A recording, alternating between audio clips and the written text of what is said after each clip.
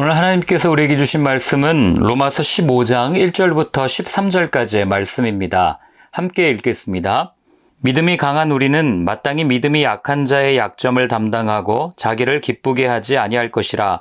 우리 각 사람이 이웃을 기쁘게 하되 선을 이루고 덕을 세우도록 할지니라.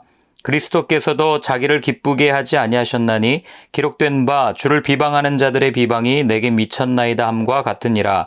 무엇이든지 전에 기록된 바는 우리의 교훈을 위하여 기록된 것이니 우리로 하여금 인내로 또는 성경의 위로로 소망을 가지게 함이니라. 이제 인내와 위로의 하나님이 너희로 그리스도 예수를 본받아 서로 뜻이 같게 하여 주사 한 마음과 한 입으로 하나님 곧 우리 주 예수 그리스도의 아버지께 영광을 돌리게 하려 하노라. 그러므로 그리스도께서 우리를 받아 하나님께 영광을 돌리심과 같이 너희도 서로 받으라. 내가 말하노니 그리스도께서 하나님의 진실하심을 위하여 할례의 추종자가 되셨으니 이는 조상들에게 주신 약속들을 견고하게 하시고 이방인들도 그 긍휼하심으로 말미암아 하나님께 영광을 돌리게 하려 하심이라. 기록된 바 그러므로 내가 열방 중에서 주께 감사하고 주의 이름을 찬송하리로다 함과 같으니라.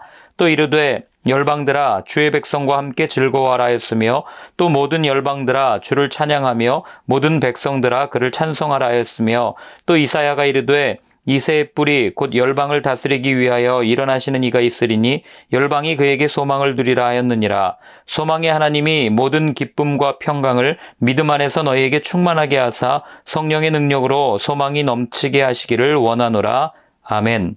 역사 이래로 사람들이 살고 있는 사회에 암묵적으로 통용되는 한 가지 법칙이 있습니다. 바로 약육강식입니다. 부인하고 싶지만 세상을 가만히 돌아가는 그런 모습을 보다 보면 이 약육강식의 프레임에서 별로 벗어나지 못한다는 것을 보고 안타까움을 금할 수가 없습니다. 그래서 사람들은 일평생 어쩌면 강한 힘을 갖기 위해서 그렇게 부단히 노력하는지도 모르겠습니다. 우리 옛말에 평화를 지키기 위해서는 강한 힘이 뒷받침된 강한 군대를 가진 국가만이 평화를 이룰 수 있다라는 말도 있지 않습니까? 그만큼 세상을 돌아가게 하는 가장 강력한 원리 중에 하나는 바로 이 강한 힘, 약육강식이라는 것을 우리는 알게 됩니다.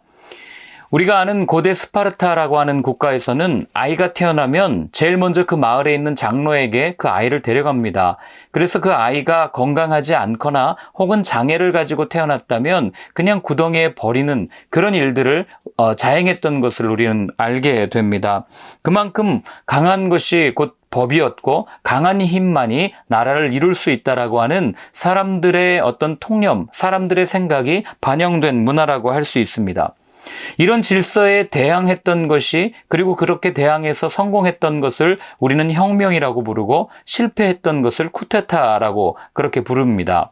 바울도 오늘 혁명적인 관점을 제시합니다. 1절을 한번 같이 읽어보겠습니다. 믿음이 강한 우리는 마땅히 믿음이 약한 자의 약점을 담당하고 자기를 기쁘게 하지 아니할 것이라. 오늘 바울이 뭐라고 얘기하냐면 믿음이 강한 자는 마땅히 약한 자의 약점을 담당해야 된다. 그리고 자기를 기쁘게 하지 않아야 된다라고 우리한테 이야기를 합니다. 세상이 강한 힘을 가지려고 하는 것은 지배하려 하기 위함이에요. 즉 누군가를 짓누르고 또는 주인이 되고 싶어하는 인간의 욕심의 발현입니다. 그래서 더 강한 힘을 가져야 된다고 우리한테 이야기를 합니다. 세상은 또한 우리에게 자기 유익을 위해서 살라고 말을 합니다. 그러니 날이 갈면 갈수록 세상이 사회가 더욱더 이기적인 사회가 되는 것은 굳이 보지 않아도 당연한 결과 아니겠어요? 우리가 사는 세상이 왜 이렇게 이기적인가? 굳이 생각할 필요도 없는 거죠. 나만 생각하고 또 내 것을 위해서, 내 유익을 위해서 살아가는 세상인데 어떻게 우리가 이타적인 사회를 만들어갈 수 있겠습니까? 여러분, 세상에 다른 것이 지옥이 아니에요. 이기적인 사람들이 모여서 자기만 아는 세상, 자기 것만 챙기는 세상, 그런 세상이 바로 지옥이라는 것을 우리는 알게 됩니다. 안타까운 것은 이타적이어야 할 교회조차도 오늘날 이기적인 집단이라고 세상 사람들로부터 폄하 또는 비난받는 모습을 볼 때마다 이 안타까운 마음을 금할 수가 없습니다. 왜 그렇게 됐습니까? 손해를 보지 못하기 때문이죠. 한 대 맞으면 가가지고 두 대를 때려서 다시는 교회를 넘보지 못하도록 해야 한다. 이게 지금 오늘날 교회들이 가지고 있는 생각 아니겠어요? 그러니 교회가 조금만 손해를 보면 교회 안에 있는 지도자들 또는 사회 영향력을 가지고 있는 인사들에게 다가가서 교회가 이런 어려움을 가지고 있으니 이렇게 좀 도와주십시오 청탁하면서 절대 손해보려고 하지 않는 그런 모습을 우리는 자행합니다. 그런 모습을 바라보는 세상의 많은 사람들이 하는 말이 뭐예요? 교회가 어떻게 저럴 수 있냐? 교회조차도 손해를 보지 않냐? 사랑하는 모습이라고는 요만큼도 찾아볼 수 없네. 교회조차도 이기적인 모습으로 살아가는 그런 모습에 사람들은 우리를 향해서 손가락질하는 거 아니겠습니까? 그러나 바울은 그리스도인의 성숙도를 손해보는 삶, 자기를 부인하는 삶, 그래서 결국 약자를 배려하는 삶이 이 그리스도인의 성숙도를 판단하는 기준이라고 오늘 우리한테 이야기를 합니다. 결국 내가 얼마만큼 손해를 보고 내가 얼마만큼 내 욕망을 짓누르는가 또 내가 얼마만큼 내 자신을 내려놓을 수 있는가가 성숙도를 판단할 수 있는 기준이 된다는 겁니다. 바울이 이렇게 말할 수 있는 이유가 뭔지 아세요? 바울이 이렇게 살았기 때문에 그래요. 여전히 나의 유익과 나의 만족을 추구하는 세상 가운데서 바울은 그 모든 사람들이 추구했던 그 학력, 모든 사람들이 추구했던 재력, 모든 사람들이 추구했던 로마의 시민권을 나중에 뭐라고 얘기합니까? 우리 한번 성경을 찾아볼까요? 빌립보서 3장 8절입니다. 또한 모든 것을 해로 여김은 내 주 그리스도 예수를 아는 지식이 가장 고상하기 때문이라. 내가 그를 위하여 모든 것을 잃어버리고 배설물로 여김은 이렇게 표현되어 있죠. 바울이 사람들이 그토록 가지고 싶어 했던 모든 것을 다 가지고 있었으면서도 불구하고 그 모든 것을 배설물로 여긴다라고 이야기했던 이유는 내 만족과 내 것을 포기할 수 있었던 이유는 내가 추구하는 내 것보다 예수 그리스도가 더 귀합니다. 예수 그리스도가 더 소중합니다. 예수 그리스도가 더 좋습니다. 라고 하는 확신과 믿음이 있었기 때문에 그렇습니다. 어쩌면 오늘날 우리가 세상 속에서 전혀 손해보지 못하고 세상 가운데 내 욕심을 채워가려고만 그렇게 살아가려고 아둥바둥 사는 이유는 예수님께서 말씀하신 그 말씀들, 예수님께서 추구하셨던 것들, 아니 예수님이 그것들보다 더 못하다고 생각되기 때문은 아닐까 한번 생각해 봐야 되는 것 아니겠습니까? 그래서 바울은 2절과 3절에 이렇게 권면합니다. 우리 각 사람이 이웃을 기쁘게 하되 선을 이루고 덕을 세우도록 할지니라. 그리스도께서도 자기를 기쁘게 하지 아니하셨나니 기록된 바 주를 비방하는 자들의 비방이 내게 미쳤나이다 함과 같으니라. 바울이 이렇게 살아야 됩니다 라고 말하는 근거를 드는 분이 누구예요? 바로 예수님이 이렇게 사셨다. 자기 자신을 기쁘게 하기 위해서 사신 것이 아니라 예수님의 일생을 보면 언제나 아버지의 영광을 위해서, 아버지의 뜻을 위해서 사셨다는 것을 우리는 알게 되는 거죠. 아버지의 뜻을 위해서 사셨다는 것은 뭡니까? 내가 손해볼지라도, 내 것을 잃는다 할지라도, 내가 원치 않는 일이라 할지라도 아버지께서 원하시면, 그것이 하나님의 뜻이라면 내 뜻을 꺾고 나를 완전히 부인하고 주님께서 원하시는 그 일, 주님께서 원하시는 대로 살겠습니다 라고 사셨던 그 예수님의 모습을 오늘 바울이 근거로, 증거로 들고 있는 겁니다. 4절부터 7절까지를 함께 읽겠습니다. 무엇이든지 전에 기록된 바는 우리의 교훈을 위하여 기록된 것이니 우리로 하여금 인내로 또는 성경의 위로로 소망을 가지게 함이니라. 이제 인내와 위로의 하나님이 너희로 그리스도 예수를 본받아 서로 뜻이 같게 하여 주사 한 마음과 한 입으로 하나님 곧 우리 주 예수 그리스도의 아버지께 영광을 돌리게 하려 하노라. 그러므로 그리스도께서 우리를 받아 하나님께 영광을 돌리심과 같이 너희도 서로 받으라. 오늘 바울이 이어서 하는 얘기가 뭐냐면 무엇이든지 전에 기록된 바는, 여기서 전에 기록되었다는 얘기는 성경을 이야기합니다. 그러니까 하나님께서 인간들에게 하나님의 마음, 하나님의 뜻을 알려주기 위해서 기록하신 하나님의 말씀인 성경을 우리에게 주신 이유가 무엇인가? 오늘 여기 있는 것처럼 우리의 교훈을 위하여, 우리에게 무언가 가르치기 위하여 기록된 것인데 그 가르치는 것이 무엇이냐? 오늘 그 뒤에 있는 것처럼 바로 소망이다라는 것을 우리한테 말해주는 거죠. 여러분, 우리가 살고 있는 이 시대의 가장 큰 문제가 뭔지 아십니까? 바로 이 소망을 잊어버렸다는 데 있어요. 어딜 가도 소망의 메시지를 듣기가 참 어렵습니다. 다 힘들고 어려우니까요. 그도 그럴만하다 하고 넘길 수 있지만, 그러나 그리스도인은 그렇게 사는 사람들이 아니에요. 누구도 소망을 이야기하지 않고, 그리고 이야기하면 오히려 참 철없다. 어떻게 그런 생각을 해? 어떻게 철이 없어도 그렇지 소망을 이야기하고 다녀? 이렇게 말하는 세상일지라도 그리스도인은 소망을 외칠 수 있어야 되는 거예요. 세상을 한번 바라보세요. 소망을 잃은 세상이 지금 얼마나 심각한 정서적 장애를 앓고 있습니까? 어떤 장애를 앓고 있어요? 삶에 대한 어떤 기쁨도 없어요. 삶에 대한 의욕도 없습니다. 이 치명적인 질병이에요. 코로나 바이러스보다 더 심각한 바이러스가 바로 소망이 없는 바이러스입니다. 사람들의 눈을 한번 보세요.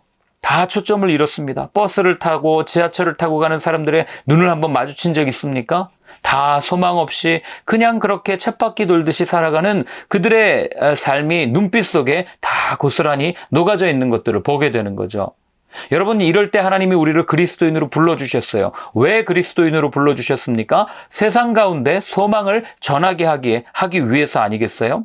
그런데 사람 안에는 소망의 샘이 없어요. 이 소망을 솟아나게 할 근거가 없습니다. 그러니 사람은 가만히 내버려 두면 소망을 이야기하는 것이 아니라 낙심을 이야기하고 낭망을 이야기하고 절망을 이야기하는 것 아니겠어요?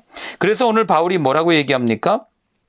오직 소망은 하나님의 약속에서부터 시작된다라고 이야기합니다. 그 약속이 어떤 약속입니까? 8절부터 12절까지 그 이야기가 나와 있거든요. 한번 같이 읽어보겠습니다.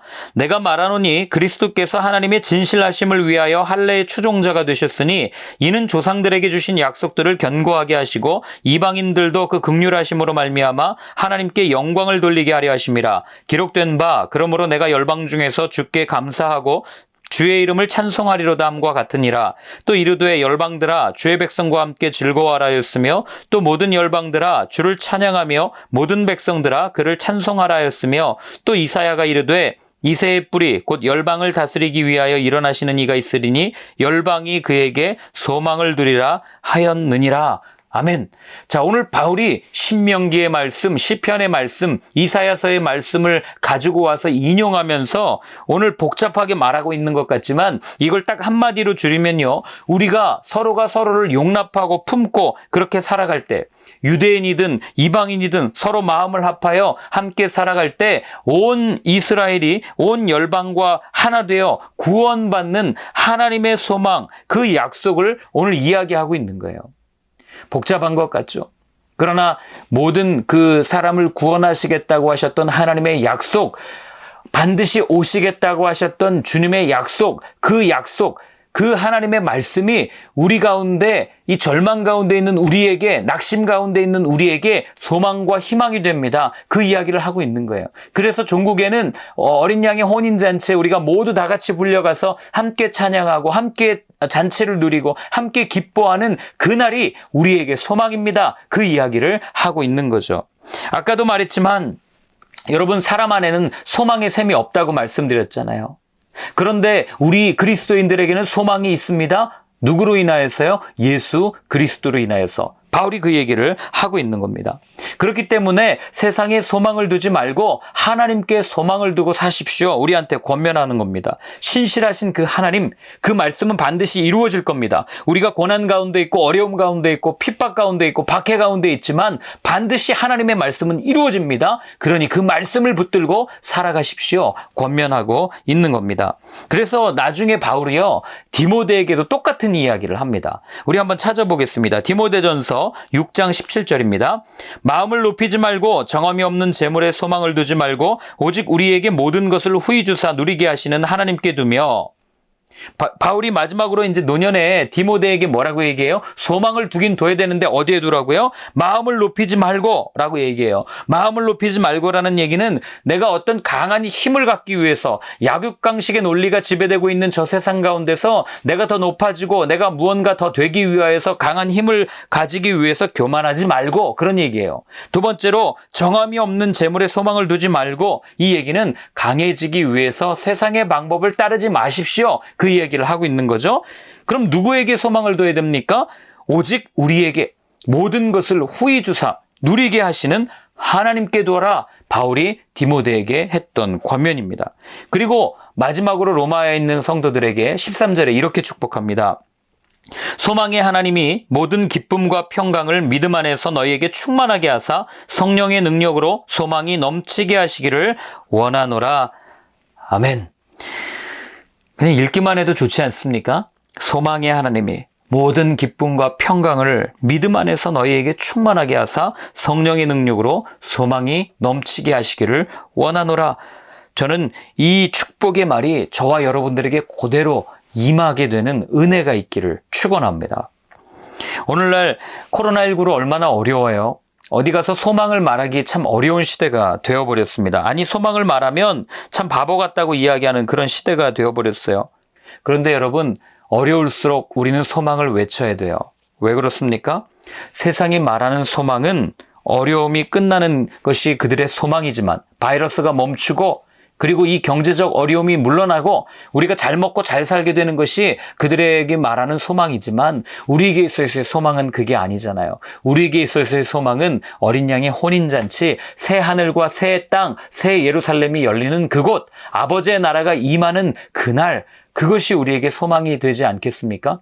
세상에서 어떤 것을 소망을 이야기해도 그 소망을 얻었다 해도 거기에는 공허함이 있어요. 아무리 많은 재산을 가지고 아무리 강한 힘을 가지고 아무리 좋은 것을 누린다 할지라도 그 가운데 그 끝이 얼마나 공허한지 우리 너무나도 잘 알지 않습니까? 그러나 그 공허함이 전혀 없는 눈물도 아픔도 슬픔도 그 어떤 것도 결핍도 모자람도 없는 그 아버지의 나라, 그 나라가 진짜 소망입니다. 외치는 사람이 바로 그리스도인의 삶이라는 것입니다. 마지막 잎새라는 소설 잘 아시지 않습니까? 바람에 흔들리는 많은 이파리들이 떨어질 때 한 이파리가 떨어지지 않을 때 한 사람이 희망을 부여잡고 살아났던 이야기인데 그리스도인은 세상의 마지막 잎새예요. 우리마저 낙심하고 절망하고 넘어지면 세상은 그 어디에서도 희망을 찾을 수 없습니다. 하나님이 우리의 소망이 되시고 하나님이 우리의 희망이 되시기 때문에 우리는 절대로 낙심하거나 낭망할 수가 없는 거예요. 그래서 시편은 노래합니다. 내 영혼아 내가 어찌하여 낭망하느냐? 눈을 들어 하나님을 바라보아라. 그 시편의 고백이 오늘 살아가는 저와 여러분들의 고백이 되기를 바라고 또 우리가 그렇게 하나님이라고 하는 예수 그리스도라고 하는 그 희망을 붙들고 살아갈 때 세상은 다 캄캄하고 절망 가운데 있지만 그 희망을 붙들고 사는 우리로 인하여서 우리 주변에 있는 많은 사람들이 낙심 가운데 힘을 얻고 어둠 가운데 빛을 누릴 수 있는 그런 삶을 살게 되기를 간절히 소망합니다. 오늘 한번 같이 기도할 때 그렇게 기도했으면 좋겠습니다. 어둠 가운데 있는 이 세상에 예수 그리스도의 희망의 빛이 비춰지기를 원합니다. 하나님 내 입술을 열어서 세상과 똑같이 절망을 이야기하고 낭망을 이야기하는 것이 아니라 하나님으로 인한 그 소망, 예수 그리스도로 인한 그 희망을 노래할 수 있는 나의 입술, 나의 삶이 되게 하여 주옵소서. 함께 같이 기도하겠습니다. 하나님 아버지, 세상은 늘 낙심과 절망과 낭만 가운데 있습니다. 어디에 소망을 두어야 될지, 돈에 소망을 두어야 될지, 주식에 소망을 두어야 될지, 부동산에 희망을 두어야 될지 여전히 고민하면서 여기저기 헤매고 다니는 것이 세상의 모습입니다. 그러나 오늘 분명하게 말씀해 주신 것은 세상의 어떤 것도 우리의 소망이 될 수 없음을, 오직 우리에게 소망이 되는 것은 하나님의 말씀, 신실하신 하나님, 오직 예수 그리스도밖에 없음을 우리에게 알려주셨습니다. 하나님 끝까지 예수 그리스도의 그 희망, 우리의 산돌 되시고 희망 되시는 주님을 붙들고 나아가는 저희들의 삶이 되게 하여 주시고 그렇게 꺼지지 않는 불꽃 그리고 넘어지지 않는 그런 희망을 붙들고 살아가는 우리 때문에 우리 주위에 있는 많은 사람들이 절망 가운데 큰 기쁨을 얻는 아름다운 삶을 살 수 있도록 하나님 우리를 축복의 통로로 삼아 주시옵소서. 이제는 십자가에서 우리의 영원한 희망이 되어주신 예수 그리스도의 크신 은혜와 하나님 아버지의 사랑과 성령님의 인도하심이 다시 한번 눈을 들어 절망 속에서 불평하고 세상의 것을 바라보며 실족하는 인생이 아니라 주님을 바라보며 떳떳하게 세상 가운데 희망이 있습니다 외치며 살아가기로 다짐하는 모든 분들 머리 위에 이제로부터 영원까지 늘 함께하여 주옵시기를 간절히 축원하옵나이다. 아멘.